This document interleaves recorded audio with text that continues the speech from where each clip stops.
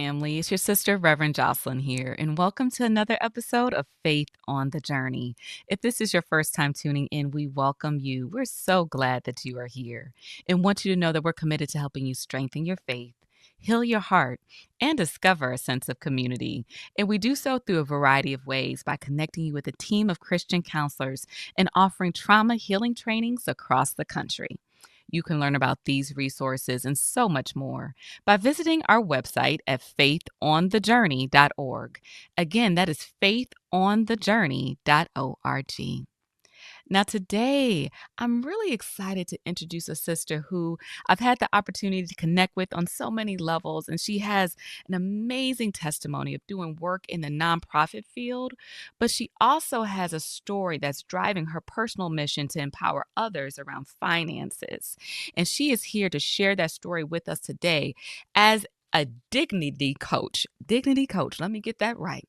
MariaLynn Toms is a transformational speaker, Pilates instructor, which I want to take some lessons from you, and author. And she is dedicated to empower women to overcome limiting beliefs, reclaim their dignity, and transform their relationship with money to heed the call on their lives. And so I'm truly honored to welcome my sister to the show. Welcome, MarieYolaine. Hi. Hello, my sister. How are you? It's nice to see you. Yes, I know, right? This is like part two because we had a conversation about your work with community to community. But as I was learning more about you and your work, I said there's a whole nother side to your work around dignity as a dignity coach. And I really want you to share your story. And then we're going to also talk about the term dignity coach and what that means to you. But first, let's start with your story. You will never walk again. It was June 1991, and only 2 weeks before, I had graduated with my degree in communications and business management. I was so excited to start my new life. I had it all planned out. Enjoy my summer, travel, start my new job, and live my best life. During a visit with some friends, I was playing tennis, and at some point, I zigged when I should have zagged, and I heard pop. Next thing I knew, I was on the ground. I looked up to see people's horrified faces, and when I looked back down, my foot was dangling off of my ankle. I had ruptured my Achilles tendon. I was freaking out. They rushed me to the ER. They put on a temporary cast, and they told me to get to my local hospital the next day, or I would never walk again. I cried all the way home. The next day, I went to the university ER. Anxious and in pain, I hobbled up to the desk and asked the woman for some help. And she said, "Are you a student here?" I proudly said, "Nope, I just graduated." She looked up at her screen and, without looking up at me, she said, "You graduated. You're no longer a student, so no student insurance. We can't treat you." I went from fear to a full blown panic attack. I'm like, uh, miss, um, uh, and I'm thinking in my brain, like, 25K for the student loans, 15K in credit card debt. I didn't even know how much the surgery was going to cost. "Miss, um, what should I do? I don't have any money or savings, and I can't pay for this." She looked up from her screen. She tilted her head to the side and said, "Next." For her, I no longer existed. I was invisible. She moved on. So broken and invisible, my dignity shredded. I hobbled back home. Mike Tyson said that everybody got plans until you get punched in the face. As I sat there on my bed, I thought, my life is over. I'm never going to walk again. I have no job. I have no money. I have no savings because no one taught me about money. Not my parents, not school, no one. And now I felt like I was too old and ashamed to ask. A friend called me and said, "Go back to the ER. My dignity was gone, but I had a choice to make, and I chose to go back. Begrudgingly, I hobbled back up to the help desk, and it was like they had a change of shifts from the demon shift to the angel shift. And this woman told me that because it had been less than 30 days since I graduated, I was fully covered. And I got my surgery. I was prepared to be in the cast for those 12 weeks. What I wasn't prepared for was the hospital bill, the medical bills, the bill collectors, the threatening bill collector phone calls. I felt trapped, isolated, and ashamed. Like, is this my life? In that defining moment, I made another choice. Even though I had not been taught about money or finances, it was not too late to learn. In those 12 weeks, I looked up everything about finances, budgeting, making spreadsheets, understanding money trauma. And I realized that what I needed was a system to change my mindset to be financially free. When my cast came off 12 weeks later, I, I got a new job. I created a budget to pay off the bills, and I became debt free, and I created Focus Fire Finances. It's a system to empower others to heal from their finances and learn to manage them like I did. Dignity restored. My Achilles scar is not my wound. It is a record of a moment that I had to make choices. It's now my badge of honor. In those 12 weeks healing in my cast, I realized I was also crippled in my finances. These are the defining moments and opportunities. We have to make choices. We need to choose wisely. Wow, amen. That's amazing. And there's tremendous value in your story. And I want to go back to a couple things because first you continuously talk about dignity and getting that restored.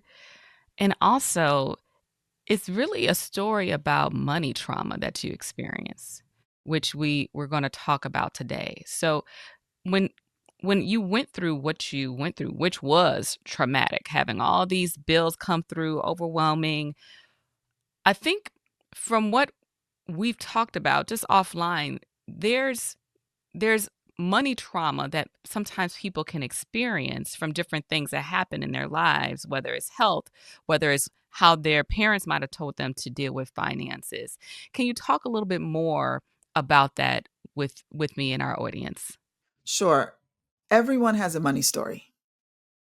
Everyone. Even if you don't think you do, you do. So, for example, if I asked you, what's your first money memory? If you sat and thought about it, you would remember. I had a client once who told me that we only paid the bills when the lights got cut off. And that's what he remembered. So for him, it was the trauma, which kept repeating, that the lights got cut off. His mother begrudgingly paid them, and money don't grow on trees. And do I look like I have McDonald's money? And what you think I made of money? And you ain't got no money. You live here, but you don't pay the bills. So you don't get to make decisions about anything.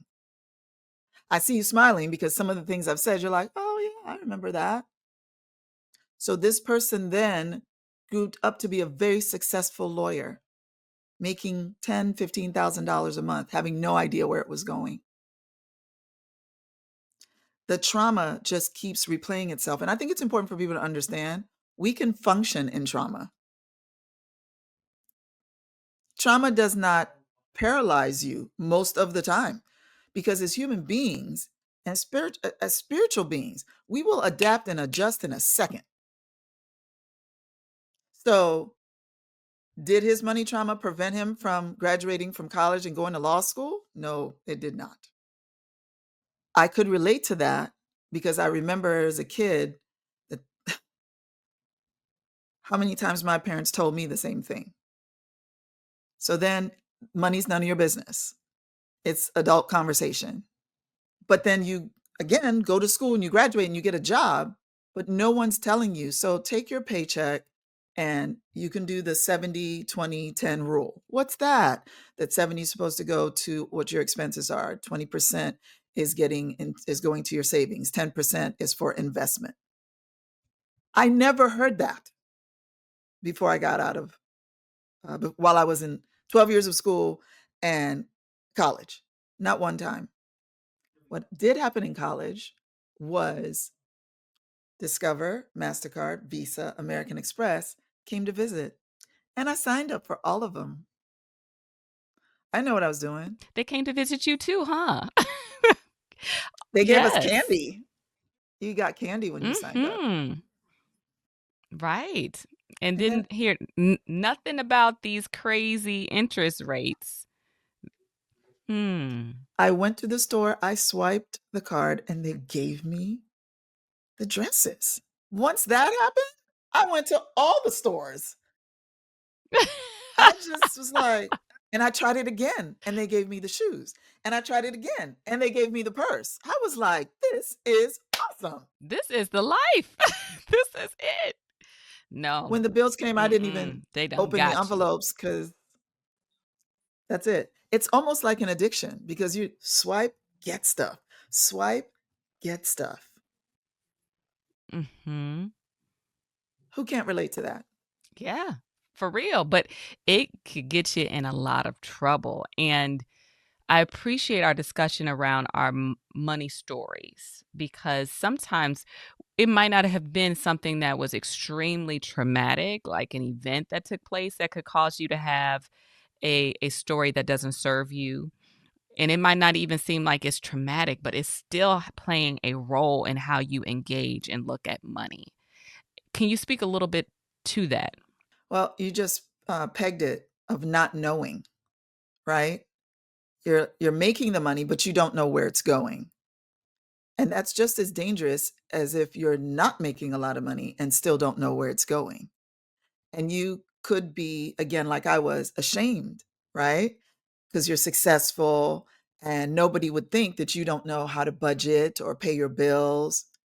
And again, most of us were not taught how to do that. So it plays out in that we're ashamed, we're isolated, we don't tell anyone, and then the cycle just continues, right? So it's both. If you are, let's say, a person who is trying to just live within your means, you're counting every cent and you're living in fear, right? Because it's like, I got to rob Peter to pay Paul. And I work for money and I work to pay bills. I hate money. I hate it because I feel like it's a taskmaster. Then you're over here and you are making a lot of money, but you don't want to say anything because everybody thinks you're rich or everybody thinks that, you live in a nice apartment or your condo or your house, whatever it is. People assume you're managing your money well because what do we see? Unless the sheriff puts a notice on your door or your stuff's out in the street, everybody thinks you're fine. But statistics show that the average American is 2 paychecks away from the curb. 2, and 1 medical issue from the curb that will wipe out their savings altogether. And now the mortgage, the rent, because those are the first things to fall. So it shows up in imposter syndrome that you don't want anyone to know. It shows up as isolation, where you continue the imposter syndrome. It shows up filling a hole that money will never satisfy you. But I used to say that I was buying uh, clothes that I couldn't afford to go to the places that I couldn't go to pretend that I was living the life that I wasn't living. That's deep. That's deep. And it's almost with this assumption that it's going to buy you happiness, but it doesn't work like that. And again, society has shown us if that was the case, rich people would be the happiest people in the world, but they're not. And those of us who may not be wealthy or not be rich, we're thinking, man, I wish I was rich. What's wrong with them? The trauma still follows you. The money will not, it will not fulfill you. It will not, uh, what's the word? It will not bring you the happiness that you need. The only way that that will happen is if you face it and you get help. Those are the two things you do. You face it like nobody taught me how to. That's what I said, like nobody taught me. Okay. After, and I'll say also forgiveness, because I had to forgive my parents because I now realize it's generational, that nobody told them either. Yes. Oh, MariaLynn, this is such a good conversation. We are gonna take a quick commercial break, and then when we get back, we're gonna talk about some of the things that you were able to do to apply to your life to help you to go from mounds of debt. On more than one occasion, you've beat the odds as it relates to this, and how now you're helping others, and so we'll be right back at this commercial break. Pastor, ministry leader, I see you. You love your people. You've prayed with them, baptized them, buried loved ones, and walked them through countless storms. But if you're honest, there are things happening in your congregation that feel bigger than you. You know that there are people in your pews carrying deep wounds from trauma and grief, abuse, violence, anxiety, and depression. And while your heart wants to help them, the truth is you don't have the training, the time, or the tools to carry it all. But here's the thing, that's not a failure, it's reality. And that's exactly why I created this resource for you. Hi, I'm Reverend Jocelyn from Faith on the Journey, a leading provider of Christian trauma-informed care and grief support. Over the past 7 years, we've served thousands of people across the country through our training, retreats, and Christian counseling. And now, I want to offer the same support to you. It's called the Trauma Healing Church Guide, and I'm giving it to you for free. Inside, you'll find a step-by-step roadmap to help your church become a trauma healing community. Guidance on training lay leaders, even those without formal counseling experience, is included in this guide. You'll learn how to educate your congregation about trauma in a biblically sound way and learn practical strategies for creating a safe, healing environment rooted in faith. Even if you only implement one of these recommendations in this guide, it can create a lasting shift in your ministry.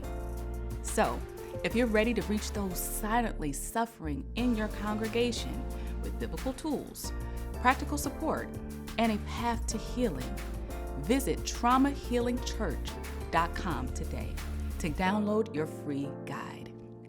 Your church can be a place where healing begins and hope is restored. Let's take this first step together today. Trauma healing! Welcome back from our commercial break. Man, the first half of this show, we were unpacking quite a bit around money trauma, the stories we tell, how sometimes we could just use a credit card like it's just nothing, and how we can find ourselves in debt. And MariaLynn, you know about this personally because you had to work your way out of debt. Talk about some of the strategies that you use to do that, and what are some advice that you can offer our audience today if they're really struggling with their relationship with money? The first thing I would say is you need a budget. Money is oftentimes emotional, right? We're making emotional decisions, whereas a budget is net neutral. The budget either says you can buy the car, you cannot buy the car. You can go to Italy this summer, or you cannot, right? Like you can count on your budget telling you the truth, right? But at the same time, it's garbage in, garbage out. So when I have folks do a budget, they say, well, what am I putting in there? Anything that costs a penny or more needs to be in there. So there's no a penny or more. Yeah, because people be like, oh, that's Starbucks. I really don't keep those receipts. Well, I had a client who told me that. And the words before that was, MariaLynn, I do not know where my money is going.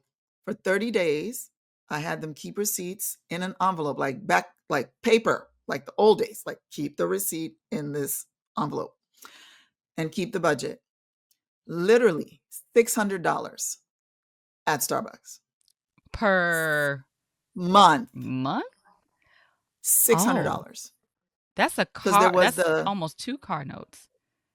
correct, correct. So there's the latte and the scone and whatever else for on the way to work. Then there's the need a break at 3 because I need to pump it up. Then there's I need a couple things on my way home. If you do that 7 days a week, 7 days. I was like, well, here's $600. Let's start there. So now it is a penny or more because if you're not including Starbucks, you think you have no money or you think you have $600 and you don't because this is where it's going. So 1 penny or more. Because if you're going to keep track of your finances, you have to keep track of all of your finances, not just the one you like, the parts you ready to talk about. Yeah. And your receipts will tell on you. They will. All the receipts. Yeah, trust. He was like, why are there like 75 receipts from Starbucks? Where were they before? He's like, I didn't even take them. I just left. I took my thing. So $15 here, $20 there, $10 here. Let's add that all up. And now we're at $600. So budget, first thing. And the budget technically is for your short term. That's your like your rent, your phone, things that come every month, right? I encourage people to do that. Then you have a longer term. The same way you're paying, let's say, your credit card bill, $35 a month, you need to know what the total is. So I also have a short-term, long-term debt to debt-free spreadsheet that I use that you would put, for example, Visa, 18%, $3,000, January to December. Every month I'm paying $35. So by December, it should be $2,800 or it should be $1,800. How does that help me? Number one, it's encouraging because you see the amount you owe going down, right? And people are always happy when they see their debt going down. Number two, you could say in April, you get your tax return back and it's $3,000. You know what you could do? Pay that off. Pay it off. That means that you have what I call real math. And real math is like this. Hey, Reverend Jocelyn, how much money do you have in your bank account right now? In my checking, I have $10,000. Hey, Reverend Jocelyn, how much money do you know owe on your credit cards right now? $5,000. Okay, new math. You actually have $5,000 in your checking account because if they called right now and said, pay me right now, that's it. The money's gone. So real money is you don't owe. As the word says, owe no man but to love. That's what we're all trying to get to. Owe no one nothing. There is such a thing as good debt. I don't have a problem with that. That's your home, right? Anything that's going to increase in value, stocks, investments, those kinds of things. But even a car you buy, as soon as you drive off the lot, you can take $3,000 off of it right now. Starts immediately. So the budget, the debt free form. And then the last is goals. What are you trying to achieve in 3 months, 6 months, 9 months, or a year? Once you write things down, again, we're back to Habakkuk 2:2 now. You got to write the vision and make it plain, right? For two reasons. One, it keeps you on track. And two, you tell other people. If other people in your house know, listen, I'm really trying to cut down my debt, so I can't really be going to happy hour with y'all every day. Or if we're going to go to a restaurant, my budget is $20. So Thai food it is. We cannot go to the steak place because for the next 6 months, this is what I'm trying to do. You have to tell people what your goals are because otherwise they're like, come on, it's not that big of a deal. Da, da, da. It is that big of a deal. So you got to write it down. You got to believe that your budget's always going to tell you the truth, but it's what you put in it. You have to have your long term, and then you have to have your goals, and then you communicate what your plan is so other people can support you, or you get in community where other people are trying to do the same thing you're trying to do so you can keep encouraged. I love the fact that you say community. Community is important because some It's people everything. might they they might not have the same goals. They could be good people, but they will tempt you to go in the wrong direction. Be like, "Yeah, girl, go ahead and get that new dress that's $500. Oh, you look real cute with that purse." And brothers out there, it could be a new car, whoever's listening right now, right? And so community, talk a little bit more about that. Community is everything as far as I'm concerned, because isolation is how you get in trouble, right? Because no one's going to see that I got the dress, right? But if I told you that I'm not going to buy anything new this month and you ask me, then I have to tell you the truth. I bought the dress. Or we have a agreement that I need to defend why I need to purchase this dress. Or if I get the new dress, I have to give a dress away. Like, there's multiple ways you can look at this, right? But within community, you get support, you get encouragement, you get accountability. And that's the most important thing. A place where you can be celebrated, right? So even if you brought your debt down $5, yay, because yes, last week and yesterday was zero. So $5 is important. Or you paid off a credit card. We celebrate that. In our community, we celebrate that, right? Because when you were living in isolation, you were not getting celebrated, but you should be in a place where you feel like, and I agreed with what you just said, everyone is not in the same place. I could have $25,000 in student loans and you could have 10, or you could have credit cards. But guess what? We are all trying to become debt free. Also say it's not about becoming debt free, it's about staying debt free. Because I already did it. And then I gifted myself with a shopping spree after I became debt free. Oh, you're So telling the truth. I did. I did. So it's getting to the mountain is great, but you have to stay in the mountain. And the only way you can do that is you have to change your behavior. And this is I'm hoping those who are listening are taking this seriously because it feels good right now to buy the Starbucks or to buy the shoes or to buy all the things. But later, let's think about later, not only when the bills come, but when we don't have money for retirement. And I think that sometimes we can rely on our jobs to, have enough in our 401k or social security, which we know is like there's a whole conversation about that right now in our country, all these different things. But in reality, we want to be paying attention to this because we're not getting any younger. And the earlier you can start, right, the better. So can you talk a little bit more about that? Thank you so much for saying that. And dial in, everyone. This is the best news you're going to hear today. Now is the best time to talk about money and finances. Now is the best time to look at your 401k. Now is the best time to look at what your retirement plans are. Now, even though how do we say, the news is trying to do the fear and the lack and all of this. As a believer, I do not subscribe to this because God's economy does not lack his provision, right? So I stay focused on that. But I know people are overwhelmed right now. If I had been working for the last 30 years and I'm finding out that maybe my Social Security is maybe right now, or the stocks are going up and down and people are freaking out about that, about their 401ks, this is not the time to put your head in the sand. This is the time to become informed, educated, literate. Financial literacy should be the most important thing that you are doing, and not just for yourself, but for your kids as well, because they're looking at you. If you have children and they're seeing how you're handling it. And if you're afraid of money, guess what? They're going to be afraid of money. As opposed to, let's sit down as a family. This is a great time to learn about saving and investing, right? And yes, you get an allowance of $5, but one of those dollars should go, as I teach everyone. So if you have a fist, this is a good one.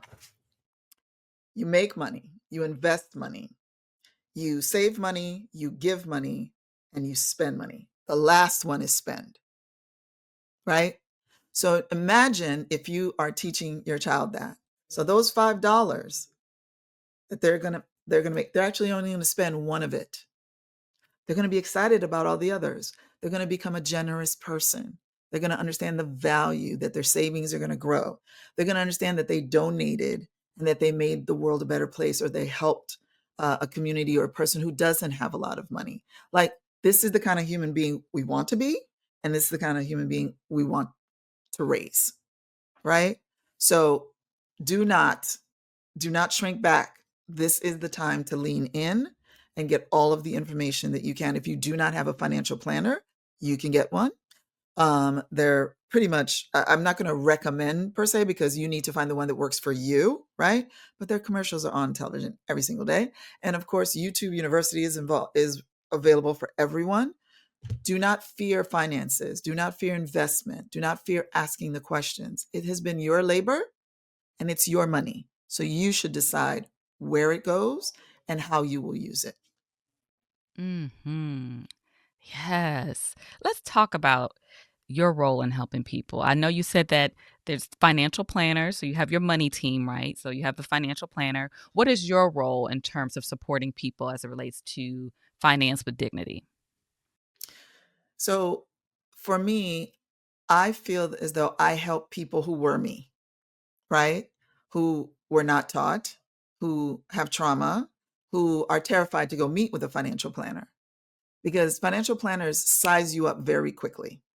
If you come into the meeting and you're not prepared, they'll slide you a little piece of paper across to give you a little homework to do, but you're not serious. And if they see you're scared, they're also not going to spend the time. But if you walk in there with your budget, with your long and short term debt, with your 3, 6, 9 month goals, knowing your net worth, then they lean in a little bit because they know this is a client that I'm going to have a conversation with. And that's what I help folks to do, to prepare them to meet. In the classes that I teach, we have financial planners come in to the community. And so folks get to have that in a safe and, non-judgmental environment where they can ask those questions, because folks are often just intimidated, right? But when you see that they're a person just like you, and again, it's your money. You're about to pay this person for a service. So you should ask as many questions as you need to ask. So that is my niche, right? Is to help folks overcome that trauma, to literally, once they are free from that, for me, you can heed the call on your life. I don't care what you want to be when you grow up. If your money's not right, it's not going to happen. It's not. And you don't want to have a life of regret. So face it now, find a community that you feel safe in, and deal with it, because you don't want to look back and be like, I should have addressed my retirement. I should have had a financial planner, right? That is a limited amount of time that we have to work, to invest our time in order to get a return to go and live. And we want it to be like you're traveling, you're the world and going on safari and doing all the things. That's what you want. And you can have that. Yes, you can have that, and you can have it with dignity. As I ask my final question, can you speak to that around why the word dignity is extremely important to you? It is, because I think that's the first casualty in financial trauma, is our dignity. I feel like it's taken away sometimes and then we give it away without knowing. I think that once you feel stable in your finances, dignity can be restored, because not having control of your finances is like a domino. Once that falls, the other ones fall. One of the things that I teach is like what equals dignity. For example, the first thing that we talk about is the 4 M's, is mindset. What do you think about money? Right? Then it's managing it. What does your budget look like? Then it's measurement. How much money do I make? How much money do I want to make? Then it's multiply. Now that I have this information, how do I multiply that? When a person feels like they are safe, stable in their finances, their dignity is restored. Number one. And number two, I believe generosity comes out of that, because you know someone else who most likely has gone through that. And you become, how do I say, a heart of generosity replaces a heart of fear and a heart of trauma, because then you become grateful because you've been delivered. Like, this is the natural outpouring, I believe, that once dignity is restored, that's what people go through. And I remind my clients all the time, what you desire, you deserve. What you desire, you deserve. And you deserve dignity. You deserve it. It's like going from this to alignment. And that's what I don't know anyone who does not want to be treated with dignity or who doesn't want their dignity restored. That's just how, for me, it's a lifestyle. That is powerful. And I thank you for what you do. And I encourage anyone who, I mean, when you're listening to this episode, you're like, she is talking to me right now. She done called me out, stepped on toes, but it's out of love. She's the sweetest person in the world, but she wants to help you. She got to tell you the truth to make sure that you are at a place where you can live with dignity and you can experience all the things you want and you're not in a truckload of debt doing it. So, MariaLynn, how can people get in touch with you? They can find me at focusedfire.life. FOCUSED, focused fire.life. All of the information is there as it relates to the community, the training, and the 1-day boot camp that we offer, plus all of some of the information I talked about today, like the trauma quiz. You may not know if you're even suffering from financial trauma. There's a quiz that you can take that you can find out if you are, and then other resources that will help you um, to not just get the help that you need, but restore your dignity in your finances, your business, and your health. Visit the website, you all. Visit the website. Take advantage. Take the quiz. I'm going to take the quiz. So I'm just letting you know. Thank you so much for being on the show with me today. It's been a pleasure. Thank you for having me. I appreciate you. I want to say thank you because what you said to me was come on the show so I can help you spread your message. I remembered that. And I want to say thank you because this is a message that needs to be spread. People do not need to suffer for this. You can be delivered. You can be free. You can have a life of purpose. Deal with your finances, and you will have that. Deal with your finances. Thank you, MariaLynn. Thank you. This has Thank been you a for having blessing me. to me. God bless you and your ministry. Yes. All right, you all. She said it. I hope you take action. Let's get this money trauma together. And as always, I like to say, if you would like to deal with some of the other things as it relates to your trauma and drama, reach out to our team. We have a team of Christian counselors who are ready to serve you. And you can learn more about that at faithonthejourney.org.